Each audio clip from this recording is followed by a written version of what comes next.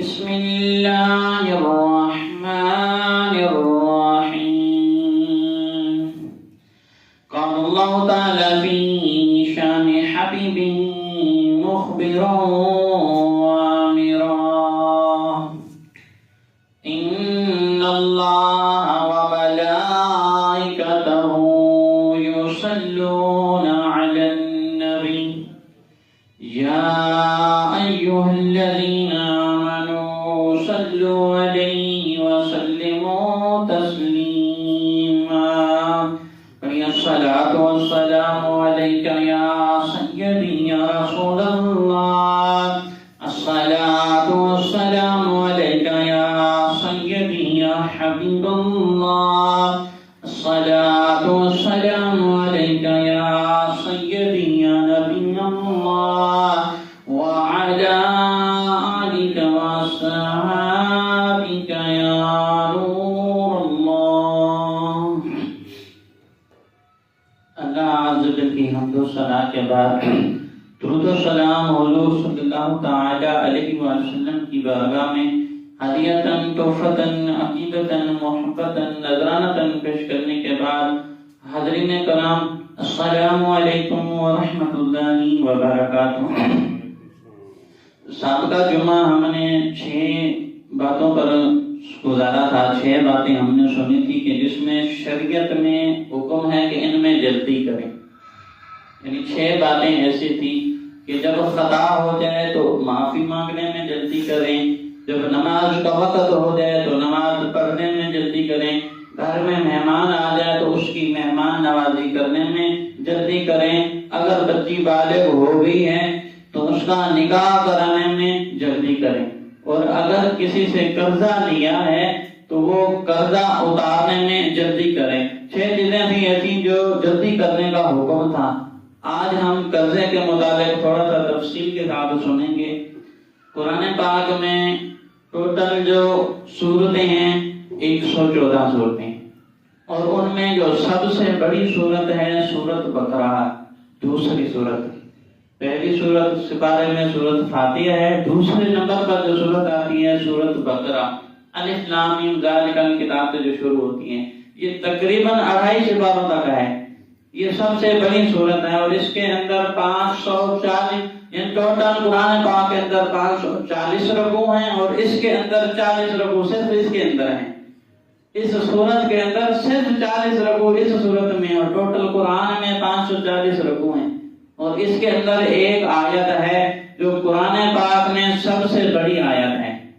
یہ صورت قرآن پاک کی سب سے بڑی صورت ہے، اور اس صورت کے اندر ایک آیت ہے، وہ پورے قرآن میں جتنی آیتیں ہیں 6666 آیتیں ہیں، ساری آیتوں میں سے وہ سب سے بڑی آیت جس کو آیت مداینہ کہا جاتا ہے، 282 نمبر پر آیت ہے، تیسرے سپارے میں سورت بقرہ کی آیت مداینہ 282 نمبر پر تیسرے سپارے میں۔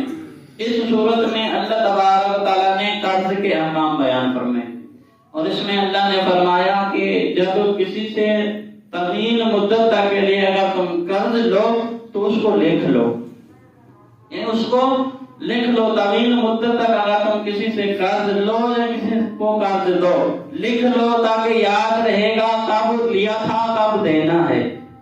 اب قرض ایک وعدہ ہے، قرض لینا یہ ایک وعدہ ہے۔ جب بندہ قرض لیتا ہے تو ایک وعدہ کر لیتا ہے، فلاں تاریخ کو فلاں وقت کو میں دوں گا۔ اب جس نے یہ قرض لے لیا، اب اس کے پاس جس نے قرض دیا ہے اس کی رقم یہ امانت آ گئی، اس کی امانت آ گئی، یعنی پھر مثال کے طور پر میں نے کسی سے قرض لیا کہ 2 مہینے بعد آپ کو اتنا قرض یہ واپس کرو گا 10,000، اب 60 دن تک اس کے پیسے میرے پاس 10,000 امانت کے طور پر ہیں۔ 60 دن جب گزریں گے یہ میں اس کو امانت واپس کروں گا، اس کی امانت ہے، قرض ایک وعدہ ہے، یہ میں نے واپس کرنا ہے۔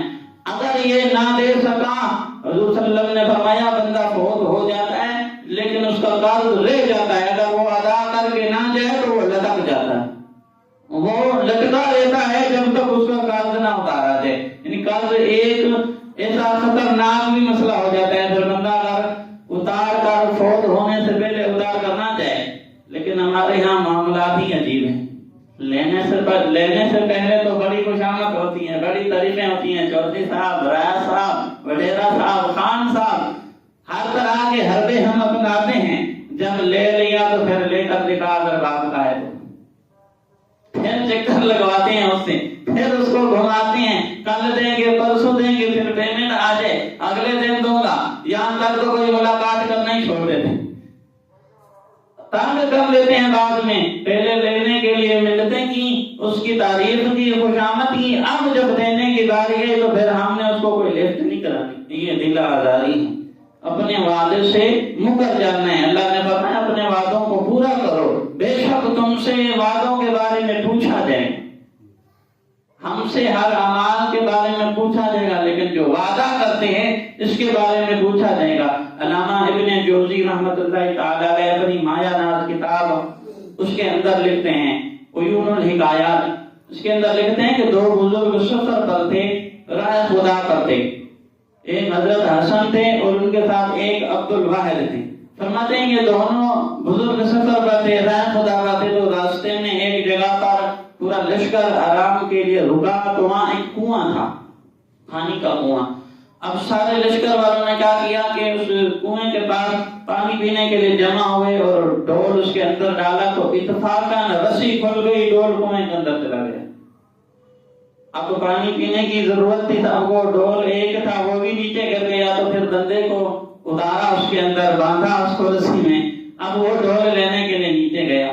اب جب ڈول کے قریب پہنچا نا تو ایک آواز سنی اس نے، کوئی جیسے بندہ تکلیف میں مبتلا ہوتا ہے، کرا رہا ہوتا ہے، چلا رہا ہوتا ہے، اس نے آواز سنی تو وہ گھبرا گیا، فوراً رسی والوں نے تو کہا کہ اوپر کھینچو مجھے۔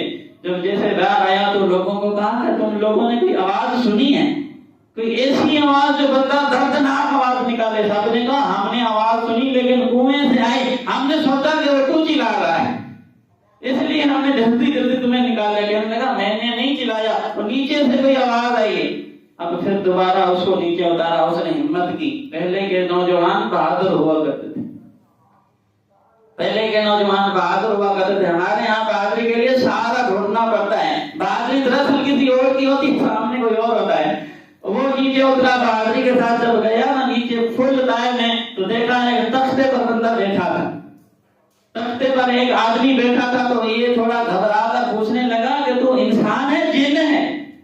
تو انسان ہے جن ہے؟ وہ کہنے لگا میں انسان ہی ہوں، میں انطاکیہ کا رہنے والا، میں انسان ہوں۔ اس نے اپنا تعارف کرایا کہ انطاکیہ ترکیہ میں ایک شہر ہے، بحر روم کے بالکل قریب ہوتا ہے، ترکی کے اندر ایک شہر ہے انطاکیہ۔ کہا کہ میں وہاں کا رہنے والا ہوں، میں انتقال کر گیا ہوں، اس دنیا سے رخصت ہو گیا ہوں، لیکن میرے اوپر قرض تھا، وہ قرض نہیں دیا تھا، اس لیے اس کی وجہ سے میں یہاں قید ہوں، اس کنویں کے اندر میں قید ہوں۔ جب تک وہ میرا قرض ادا نہیں ہوگا میں جنت نہیں جا سکتا، یہاں میں قید میں ہوں۔ اب اس نے اپنا تعارف کرایا کہ انطاکیہ میں میری اولاد ہے، لیکن وہ میرے قرض اتارنے سے غافل ہے، آپ کی مہربانی ہوگی، کرم نوازی ہوگی، جائیں میری اولاد کو بتائیں کہ وہ قرض اتارے، وہ قرضہ اتارے اور میری نجات ہو، میں اس جگہ سے آزاد ہو جاؤں، جنت میں چلا جاؤں۔ اب وہ جب باہر آیا اس نے کہا کہ ہمارا جو سفر تھا یہاں تک تھا، اب آگے اللہ نے ایک اور منزل عطا کی ہے۔ پہلے کے نوجوان، پہلے کے لوگ قدردان بھی تھے، ایک دوسرے کے کام آتے تھے، یہاں صرف موقع کی تلاش ہے، موقع ملے۔ اگر اتنے وفادار ہوتے تو یہ تالے نہ بنتے، اگر انسان ایک دوسرے کے مخلص ہوتے تو یہ تالے ایجاد نہ ہوتے، پڑوسیوں سے ڈر نہ ہوتا، جا رہے ہیں تالا نہ لگا کر جائیں، واپس آئیں تو کچھ بچے ہی نہ، اتنے مخلص ہوتے۔ تو وہ انہوں نے کہا اب اللہ نے ہمارے دل میں کوئی اور کام لگا دیا ہے، اس کے اندر ایک بندہ قید ہے، انطاکیہ کا رہنے والا تھا، اس کی اولاد اس کا قرضہ نہیں دے رہی، قرضہ نہیں اتاری، ہم نے وہاں جانا ہے۔ اب باقی لشکر روانہ ہو گیا، دو بندے ادھر سے یہ نکلے، انطاکیہ پہنچے، ان کی اولاد کو ڈھونڈا، ملاقات کی اور اپنے باپ کا تعارف کرایا، تو وہ اولاد بھی فرما بردار تھی۔ انہوں نے کہا ہاں ہمارے والد صاحب ہیں، لیکن ہمیں پتہ نہیں تھا کہ قرض بھی لیا انہوں نے، ہمیں پتہ نہیں تھا، لیکن انہوں نے کیا کیا، زمینیں بیچی، جائیداد تھی، سب کچھ بیچا، باپ کا قرضہ اتارا۔ فرما بردار اولاد ایسی ہوتی ہے، باپ کا سارا قرضہ اتار دیا. اب وہ دوبارہ لشکر والے واپس آئے اسی مقام پر. جب پہنچے تو حیران ہی ہو گئے, نہ وہ کنواں ہے نہ وہ بندہ. وہ جہاں پہلے کنواں تھا نہ اب کنواں نظر آ رہا ہے نہ بندہ نظر آ رہا ہے. سارا دن چکر لگاتے رہے, اس جگہ ڈھونڈتے رہے کہ شاید اس پہاڑی کے ادھر ہو ادھر ہو ادھر ہو. تھک ہار شام ہو گئی لیکن نہ کنواں ملا نہ بندہ ملا. لیکن بالفرض آخر مجبور ہو کر ان لوگوں کو وہی رات گزارنی پڑی. جب رات کو سوئے نا, وہی بندہ جو نیچے اترا تھا اس کو خواب میں وہی آیا. وہی بندہ خواب میں نظر آیا, کہنے لگا تمہارا بھلا ہو, تمہاری مہربانی, تم لوگوں نے میری اولاد کو ڈھونڈا, انہوں نے قرضہ اتارا, اب اللہ نے مجھے نجات دے دی, میں جنت چلا گیا. اللہ نے مجھے نجات عطا کی ہے اور میں جنت چلا گیا ہوں. تو وہ کسی کے کام آئے نا. اقبال نے کہا تھا ہیں لوگ جہاں میں اچھے جو آتے ہیں کام دوسروں کے, جو دوسروں کا کام آتے ہیں وہی اچھے انسان ہیں. یہ نہیں ہے کہ اچھے ہو گئے, ہم نے سوٹ کو لباس اچھا پہن لیا بس اچھے ہی ہیں. نہیں, جو دوسروں کے کام آئے فرمایا وہی اچھے ہیں. وہ حقیقت میں واقعی ایسا ہے. کام جو دوسروں کے, ہمارے ہاں دوسروں کے کام آنے کے بجائے کام بگاڑنے کے پیچھے مول چلاؤ, یہ مول ہی عجیب ہے. لیکن یہ سارا کا سارا جو اثر ہوتا ہے نا تربیت پر ہوتا ہے. ایک اس میں تربیت کا بڑا کردار ہوتا ہے. باپ اگر تربیت اچھی کرتا ہے نا اولاد کی تربیت اچھی کرتا ہے تو پھر آگے وہ اولاد نافرمان نہیں بنتی. سب سے پہلا جو نقطہ علماء کرام نے لکھا ہے نا, اگر باپ اپنی اولاد کی اتنی تربیت اچھی کر سکتا ہے, اتنی کہ بچوں میں کوئی بھی متکبر نہ بنے, کوئی بھی بیٹا تکبر کرنے والا نہ ہو, گھمنڈ کرنے والا نہ بنے, عقل کرنے والا نہ بنے, سمجھو اس نے تربیت کی ساری منزلیں اپنی اولاد کو دے دی. لیکن ہمارے ہاں کیا ہوتا ہے, ہم کبھی اپنے بچوں سے معافی مانگنا نہیں سکھاتے. بچہ اگر غلطی کر کے آ بھی جاتا ہے نا, کسی کے ساتھ مار پیٹ لڑائی کر کے آ جاتا ہے, تو ہمارے یہاں ماں باپ کا رویہ یہ ہوتا ہے ہمارا بیٹا ایسا کر ہی نہیں سکتا, الٹا ہم اس کو اور اکسا رہے ہیں. آج اس نے جرم کیا ہے, مجرم بنا ہے, کل یہ ڈکیتی کرے گا, پھر یہ قتل کرے گا.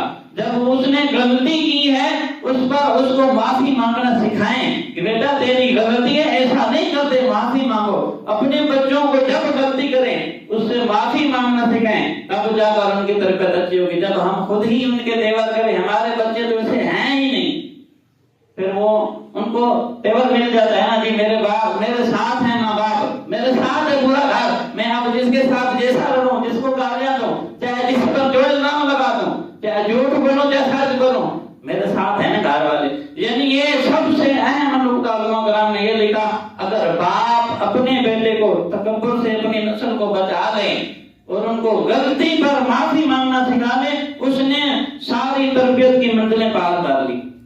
لیکن ہمارے یہاں یہ علم ہی نہیں ہے. ہمارا بچہ کہتے ہیں کہ ہمارا سب سے بچہ حاجی ثناء اللہ, اس جیسا حاجی ثناء اللہ ہے نہیں. اگر وہ مہینے میں 4 جمعہ آتے ہیں کبھی ایک بھی جمعہ نہ پڑھا, 5 ٹائم کی نماز تو الگ, عید پر بھی بعض اوقات میں دیکھتا ہوں دعا مانگ رہے تھے, اس وقت کوئی لوگ پہنچتے ہیں. ایسا علمیہ ہے ہمارے ہاں. عید پر بھی عید کی نماز بھی کافیوں کو پوری نماز ہی نہیں ملتی, نصیب بھی نہیں ہوتی. جمعہ تو اپنی جگہ, 5 وقت کی تو اپنی جگہ. ایسا علمیہ یہاں ایسا دور چل رہا ہے آج کل. یعنی اتنی فرصت نہیں ہے کہ ہم 2 سجدے کر کے رب کو راضی کر لیں, اتنی فرصت نہیں ہے. لیکن کیا ہے, اولاد کی تربیت ہوتی ہے نا اچھی, تو پھر وہ آگے جا کر ماں باپ کے لیے بھلا اور اچھا بنتا ہے. حضور صلی اللہ علیہ وسلم نے فرمایا, اگر کوئی اپنے باپ کے وعدے کو پورا کرے اس کے مرنے کے بعد, یعنی اس کے باپ نے زندگی میں کوئی قسم لی, کوئی وعدہ کیا کہ میں اس کو ضرور پورا کروں گا, اور وہ وعدہ وہ قسم شریعت سے ٹکرانے والا نہ ہو, شریعت کے دائرے میں رہنے والا ہو, شریعت کے مطابق ہو, اور وہ باپ پورا نہ کر سکے, جلدی اس سے پہلے دنیا سے رخصت ہو جائے, اور بیٹا اس قسم کو اس وعدے کو پورا کرے. اگر اس وعدے کو پورا کرے گا, باپ پر قرضہ تھا تو قرضہ اتار دے, اور کسی اور کے ماں باپ کو برا بھلا کہے گا, اپنے ماں باپ کو گالیاں نہ دلائے. فرمایا اگر جو وہ والدین کی زندگی میں نافرمان تھا, لیکن اس کے اس عمل سے حضور نے فرمایا وہ فرما برداروں میں اٹھایا جائے گا, فرما برداروں میں لکھا جائے گا. کل قیامت کے دن پھر وہ فرما بردار اولاد میں آئے گا.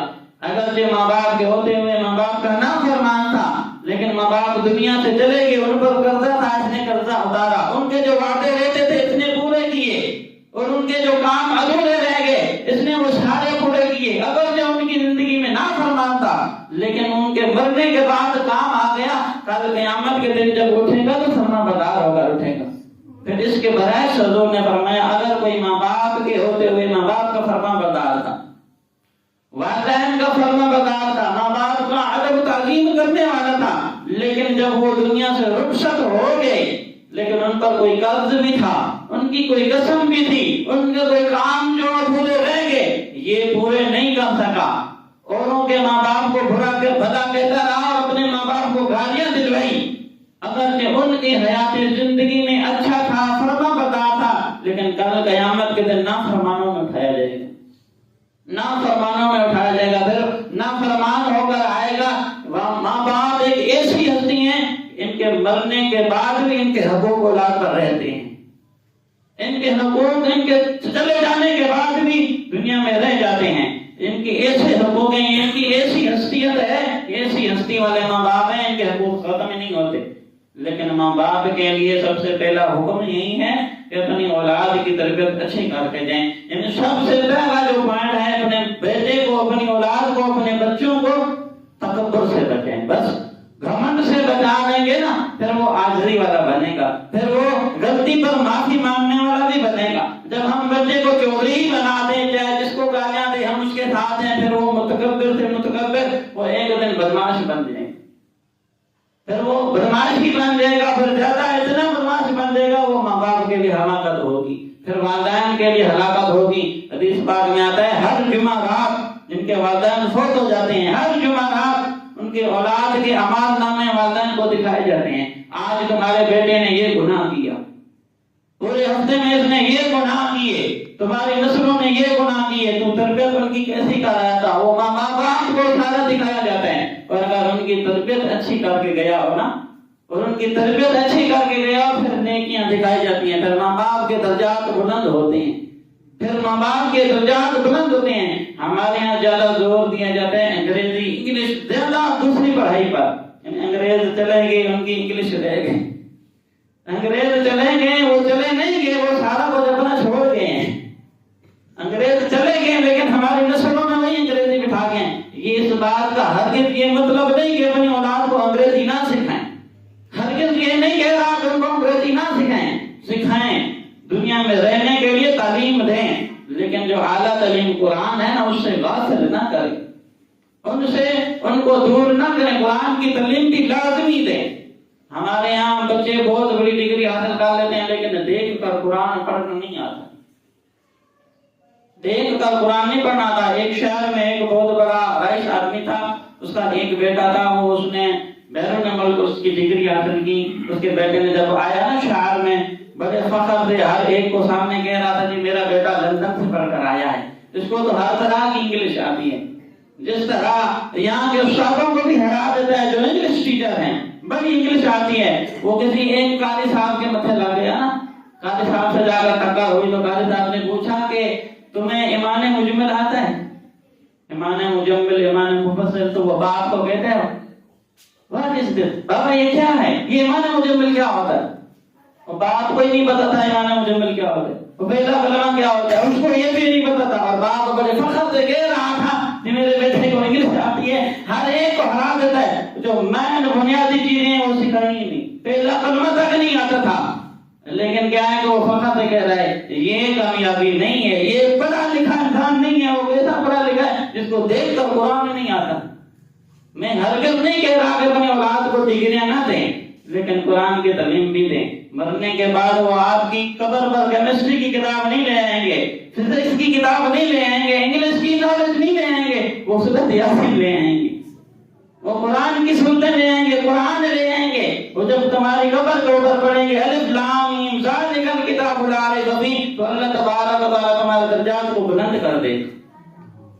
جب وہ اولاد کو ایسی تربیت ایسی تعلیم دے کر جاتے ہیں، پھر کل قیامت کے دن حضور صلی اللہ علیہ وسلم نے فرمایا کہ جب سارے لوگ میدان محشر میں آئیں گے تو کچھ کرسیاں رکھی ہوں گی، کچھ کرسیاں رکھی ہوں گی، پھر کچھ لوگ آئیں گے ان کو تاج پہنائے جائیں گے، اور ان کے اوپر ہیرے چمکتے ہوں گے، اور ہر ایک ہیرے کی چمک، ایک ہیرے کی چمک جیسے سورج کی روشنی سے زیادہ ہوگی۔ جب وہ میدان معاشر کا چکر لگائیں گے نا تو لوگ پوچھیں گے کہ یا اللہ یہ کون سے نبی آ رہے ہیں، یہ کون سے نبی آ رہے ہیں؟ تو اللہ فرمائے گا یہ کوئی نبی نہیں ہے، یہ کوئی نبی نہیں ہے۔ پھر عرض کریں گے لوگ یا اللہ یہ کوئی شہید ہوں گے، صدیقین ہوں گے، صالحین ہوں گے۔ اللہ فرمائے گا نہیں، یہ شہید بھی نہیں ہے، عالم بھی نہیں ہے، صدیقین بھی نہیں ہے، یہ حافظ قرآن کے والدین ہیں۔ اور جس کے اولاد نے قرآن پڑھا یہ اس کے والدین جا رہے ہیں۔ اللہ تبارک تعالیٰ اس طرح کا مقام دے گا حافظ قرآن کے والدین کو۔ اور حافظ قرآن کا کیا مقام ہوگا؟ جب وہ جنت کی پہلی سیڑھی بنائے گا نا، اللہ فرمائے گا اقرا پڑھو، الف لام میم ذالک الکتاب لا ریب فیہ، یہ پڑھتے جاؤ، منزلیں چڑھتے جاؤ، جہاں تک والناس کی سین ختم ہو وہی تمہارا مقام ہے۔ پورا قرآن پڑھتے جاؤ، سفر کرتے جاؤ، جہاں تک قرآن ختم ہو جائے، والناس کی آخری سین ختم ہو جائے، وہی تمہارا مقام ہے۔ تو یہ حافظوں کو یہ مقام ہوگا، عالموں کو تو بڑا مقام ہوگا۔ 70 افراد اپنے گھر کے جن پر جہنم واجب ہو چکی ہوگی ان کی مغفرت کرائیں گے یہ لوگ۔ اس وقت علماء کرام، حفاظ کرام، 70 افراد گھر کے جن پر جہنم واجب ہو چکی ہوگی وہ ان کی بخشش کروائیں گے۔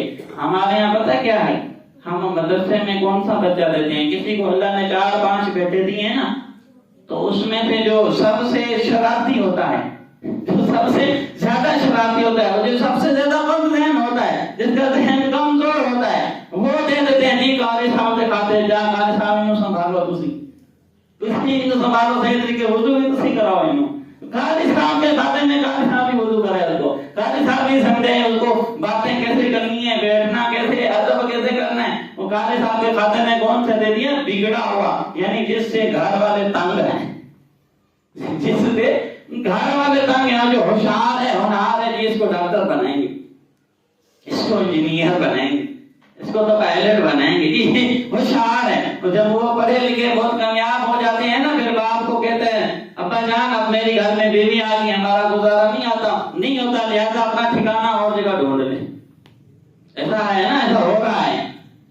جب وہ پڑھا لکھا ڈگری یافتہ ہو جاتا ہے نا، وہ پائلٹ، وہ ڈاکٹر، وہ انجینئر، سارے ایسے نہیں ہیں لیکن کوئی ہیں، والدین کو آ کر کہتے ہیں ابا جان آپ میری بیوی بچے ہیں، ہمارا گزارا نہیں ہوتا، آپ اپنی جگہ اور ٹھکانہ ڈھونڈ لیں۔ پھر جب وہ افسر بن کر آتا ہے نا پڑھا لکھا، باپ بھی ہچکچاتا ہے کہ بیٹے کے سامنے بات کیسے کرو، باپ ہچکچا رہا ہوتا ہے کہیں بے ادبی نہ کر دوں، یہ کوئی اور ہی باتیں نہ سنا دے مجھے، اس کے مزاج میں ادب ہی نہیں ہوتا۔ جب عالم دین گھر آتا ہے نا، جب والدین کے سامنے آتا ہے تو پھر یہ عالم دین ہچکچاتا ہے، والدین کے سامنے عاجزی کے ساتھ کھڑا ہوتا ہے کہیں بے ادبی ہی نہ کر دوں۔ عالم دین کو پتا ہوتا ہے نا والدین کی کیا شان ہے اور ان کے کیا مقامات ہیں، والدین کے کیا اوقات، کیا شان، کیا مقام، وہ تو عالم دین کو پتا ہوگا۔ وہ ڈگری یافتہ کو کیا پتا، وہ بھی والدین کو ایسے سمجھے گا جیسے باہر کے بوڑھے لوگوں کو سمجھتا ہے، جیسے باہر کے لوگ ہیں ویسے ہی سمجھے گا۔ وہ پھر باپ بھی اس کے سامنے ہچکچائے گا، کہیں اس کی بے ادبی نہ کر دوں، یہ کہیں جھاڑ ہی نہ دے مجھے۔ فرق ہے دونوں۔ میں ہرگز یہ نہیں کہہ رہا کہ ان کو پائلٹ نہ بنائیں، ڈاکٹر نہ بنائیں، انجینئر نہ بنائیں، بچوں کے خواب کو پورا کریں، جن کی جو لمٹ ہے، جن کی جو خواہش ہے وہ پورا کریں۔ وہ جو کر سکتے ہیں وہ تم نہیں کر سکتے، جن کی خواہش ہے کرنے دیں، ان کو انجینئر پائلٹ بننے دیں، ڈاکٹر بننے دیں، لیکن قرآن کی تعلیم سے غافل نہ کریں، ان میں قرآن ضرور دیں، قرآن کی تعلیم ان کو ضرور سکھائیں۔ جب ہم پہلا نقطہ یہ ہے کہ اپنی اولاد کو تکبر سے بچا لیں گے نا، گھمنڈ سے بچا لیں گے، پھر وہ نافرمان نہیں بنے گی۔ بہرحال وقت زیادہ ہو گیا، اللہ عز و جل کی بارگاہ میں دعا ہے کہ جو کچھ پڑھا اور سنا اس پر عمل کرنے کی توفیق عطا فرمائے، بیان میں جو غلطیاں ہوئی اپنے فضل و کرم سے معاف فرمائے۔ اللہ تبارک تعالی ہمیں اور ہمارے نسلوں کو اپنے والدین کا، شریعت کا فرما بردار اور پابند بنائے۔ وما علینا الا البلاغ۔